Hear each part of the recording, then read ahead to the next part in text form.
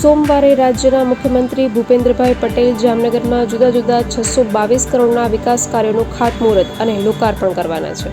આ પહેલા મુખ્યમંત્રીના આગમનની તૈયારીઓ માટે જામનગર મહાનગરપાલિકાના commissioner DN Modi, collector Ketan Thakkar, SP doctor Ravi Mohan Saini તથા મહાનગરપાલિકાના અને પોલીસ વિભાગના અધિકારીઓ તથા સ્ટાફ દ્વારા મુખ્યમંત્રીના એરપોર્ટ પર આગમનથી લઈને ધન્વંતરી ઓડિટોરિયમમાં સભા સ્થળ તેમજ સૌરાષ્ટ્રના સૌથી મોટા ઓવરબ્રિજનું લોકાર્પણ તેમજ અન્ય વિકાસ કાર્યોમાં જામનગર પોલીસ અધિક્ષક કચેરીનું ખાતમુહૂર્ત તથા ગર્લ્સ હોસ્ટેલનું લોકાર્પણ સહિતના કાર્યક્રમો યોજવામાં આવશે।